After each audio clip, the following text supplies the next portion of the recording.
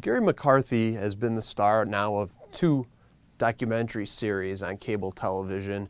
The first was called Brick City, when he was the director of the Newark, New Jersey Police Department under then Mayor Cory Booker, and that was in 2009. And then since then, he's also now reprised that role as Chicago's police superintendent in Chicagoland, the documentary series that's currently running on CNN. And the image that we get of him there is this all-action, kind of heroic figure who says that he's trying to save all of Chicago. It's obviously a big job, and we see him in action in many scenes out there in the communities and at meetings with all of his subordinates, imploring them to lower the crime rates across Chicago. He really looks the part, like he was sent from Central Casting, and he talks the part too. I mean, the McCarthy that we see on Chicagoland, on CNN, Elliot Ness really has nothing on him. The image that he's cultivated, and that's been cultivated for him really on these two cable television programs, which by the way are by the same pair of producers, is an image that is possibly going to be tarnished by what's happened more recently in Newark. Now, Garry McCarthy left Newark in 2011 when Rahm Emanuel became mayor of Chicago and offered him the Chicago Police Department superintendent position. Just a few weeks ago, there were reports in New Jersey that the federal government, the U.S. Department of Justice, to be exact, has decided that they need to put a federal monitor to essentially take over the Newark Police Department.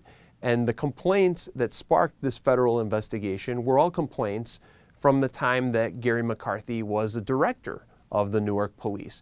There were complaints, for instance, from the American Civil Liberties Union in New Jersey and from other critics that there were hundreds of complaints of police misconduct, and yet very, very few under McCarthy were substantiated.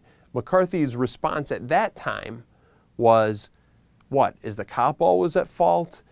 There are a lot of drug dealers who will make false claims against police to keep them from doing their work. It was very much the sort of response that you would expect from the McCarthy that you see on Chicagoland or on Brick City.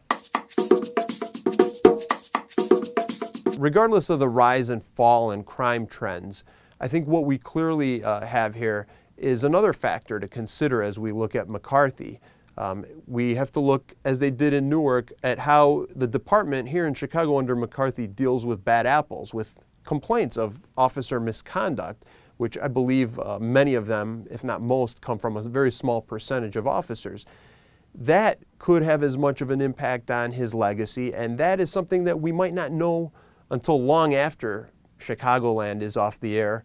One factor, for instance, are the files on police misconduct cases, which for years, even before McCarthy's time, the city has refused to release. There was a recent court case that these files should be released, and the city is still fighting, is appealing that ruling to keep the files on its handling of police misconduct cases from seeing the light of day. And I think it's that sort of reporting and that sort of analysis that will give a truer picture of who McCarthy is than any TV show, which I think glamorizes him.